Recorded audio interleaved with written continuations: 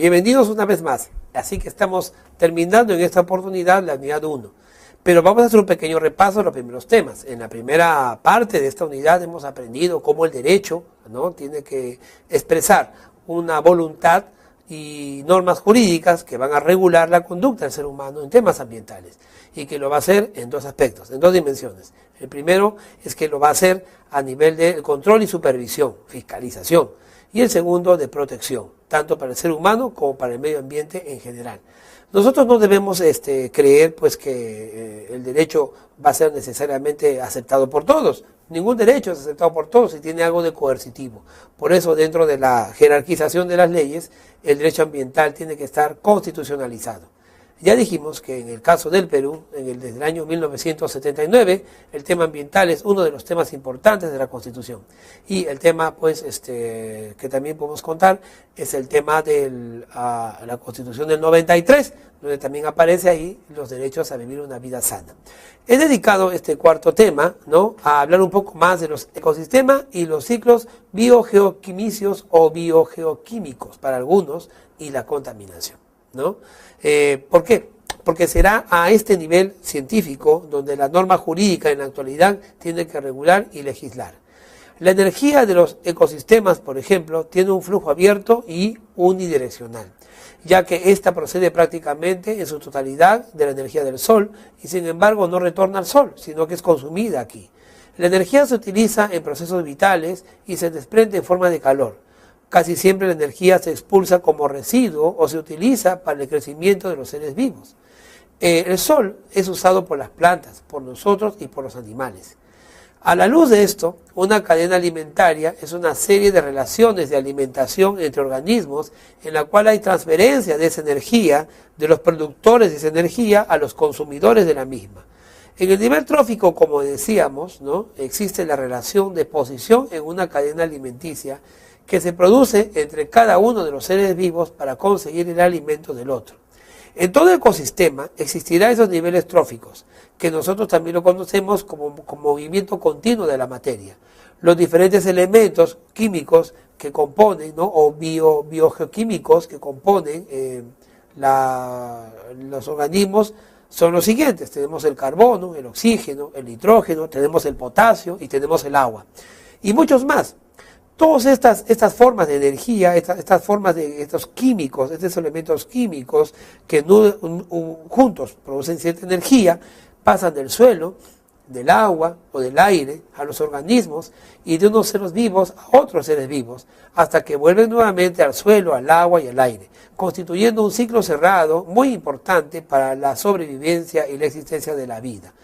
Este ciclo se llama reciclaje. Reciclaje, sí, ya apareció la palabra, reciclar.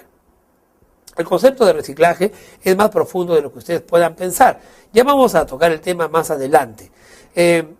Por eso, este ciclo, ¿no?, de energía que proviene pues del sol y que de hecho va al suelo, al aire, y que se va a través de la alimentación a pasar de un ser vivo a otro, se llama un ciclo biogeoquímico. Biogeoquímico, ¿no?, que va a formar parte entonces de esta salud, de este medio ambiente.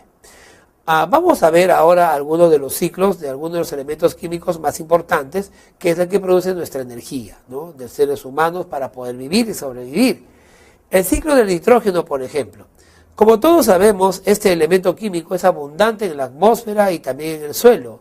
La mayoría de los organismos no puede utilizarlo directamente, por tanto es necesario que el nitrógeno se convierta en compuestos simples mediante un ciclo en el que intervienen varios tipos de bacterias, algas, las cianofisias, los hongos incluso, y algunas plantas y animales. El nitrógeno entonces, atmosférico, es captado por las bacterias nitrificantes y las algas cianofisias. Estas las transforman en nitratos y lo convierten en proteínas, ¿no?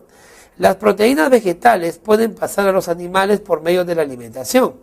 Cuando las plantas y los animales mueren, las bacterias desnitrificantes reintegran el nitrógeno al suelo y a la atmósfera.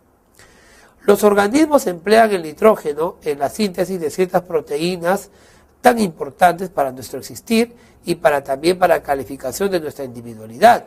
Tenemos, por ejemplo, dos clases de ácidos nucleicos que forman parte proteica y que devienen del nitrógeno, ¿no? Tenemos el ácido desoxirribonucleico, también llamado ADN, o también el ácido ribonucleico, llamado ARN, por sus siglas. Aparte de estos ácidos nucleicos, otras moléculas fundamentales del metabolismo también usan abundante proteína, que ya hemos explicado que deviene del nitrógeno. Cuando las plantas y los animales mueren, las bacterias desnitrificantes reintegran el nitrógeno, como ya dijimos, al suelo y a la atmósfera. Los organismos emplean el nitrógeno para sintetizar las proteínas, como ya dijimos, el ADN y el RN.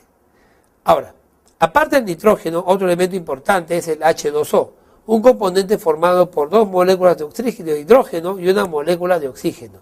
El oxígeno y el hidrógeno, al unirse en una combinación exacta, producen el agua que es vida. El ciclo del agua, por ejemplo, es un importantísimo componente de todos los seres vivos existentes y es un factor limitante de la productividad de muchos ecosistemas. Los elementos afectados por el ciclo son el hidrógeno y el oxígeno de forma directa. El agua es la sustancia más importante de la naturaleza. El agua recorre un ciclo que le permite circular sobre la superficie del planeta para luego volver a la atmósfera y luego retornar ahí a través de la lluvia. Este proceso se llama ciclo hidrológico. Durante la evaporación del agua, por ejemplo, la energía solar convierte el agua líquida en vapor. La condensación consiste en la transformación del vapor de agua en gotas o cristales de hielo. Claro, sigue siendo H2O, pero en otra forma. En la precipitación, el agua retorna a la tierra. La misma molécula de agua es vital para los seres vivos y otras sustancias que van disueltas también lo son. No podemos tomar vapor, pero sí podemos tomar el agua. Ahora, el elemento de la contaminación ambiental afecta a los ciclos. La contaminación ambiental, por ejemplo, es la presencia en el ambiente de cualquier agente, sea un ambiente físico, un agente químico o un agente biológico, o bien de una combinación de varios agentes en lugares, formas y concentraciones tales que sean o puedan ser nocivos para la salud, puedan quebrar algunos ciclos y puedan también atentar contra la seguridad y el bienestar de la población o del ecosistema. La contaminación ambiental es producto del aumento del poder del hombre sobre la naturaleza y aparecen nuevas necesidades, como consecuencia de la vida en la sociedad o en la modernidad. El medio ambiente que nos rodea es deteriorado todos los días y cada minuto. Pero mientras ellos se adaptan al medio ambiente para sobrevivir, el hombre adapta y modifica ese mismo medio según sus necesidades. El progreso tecnológico, por una parte, y el acelerado crecimiento demográfico, por otra parte, producen la alteración del medio, llegando en algunos casos a atentar contra el equilibrio biológico de la Tierra. Para ello es necesario proteger los recursos renovables y también aquellos que no son renovables y que tomen conciencia de que el saneamiento del ambiente es fundamental para la vida sobre el planeta.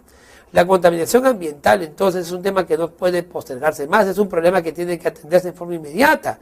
Tradicionalmente, nosotros dividimos el medio ambiente para estudio, sin embargo, la división es meramente teórica. Cuando decimos aire, agua y suelo, no estamos disgregándolas.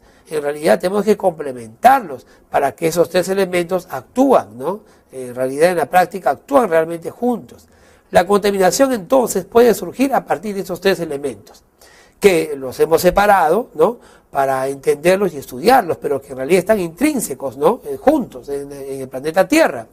Debemos entonces evitar que las fuentes naturales y las fuentes antropogénicas sean afectadas por la contaminación.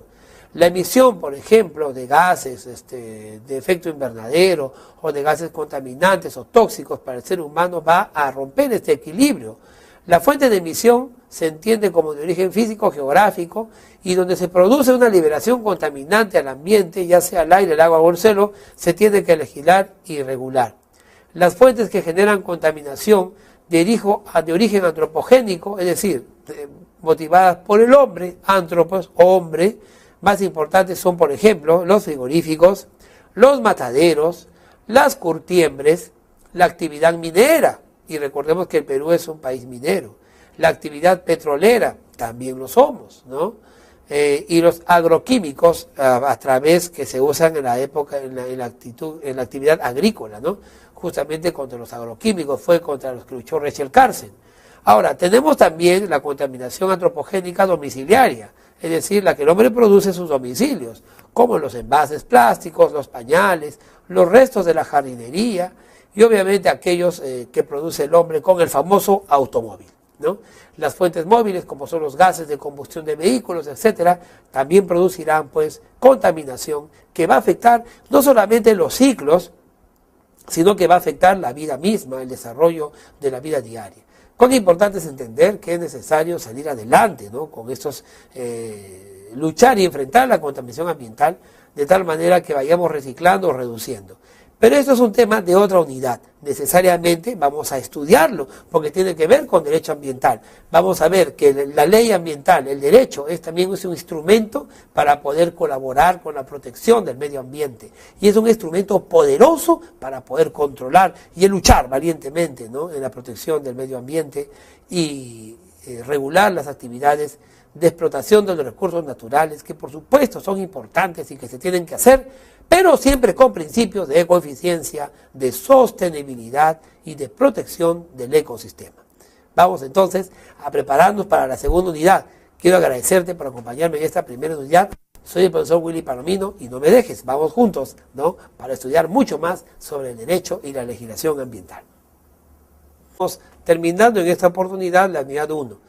Pero vamos a hacer un pequeño repaso de los primeros temas. En la primera parte de esta unidad hemos aprendido cómo el derecho, ¿no?, tiene que expresar una voluntad y normas jurídicas que van a regular la conducta del ser humano en temas ambientales y que lo va a hacer en dos aspectos, en dos dimensiones. El primero es que lo va a hacer a nivel de control y supervisión, fiscalización, y el segundo de protección, tanto para el ser humano como para el medio ambiente en general.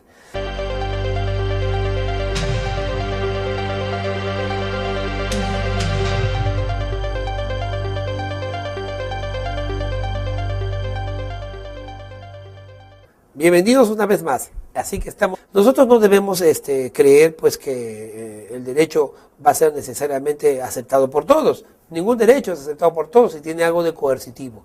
Por eso, dentro de la jerarquización de las leyes, el derecho ambiental tiene que estar constitucionalizado.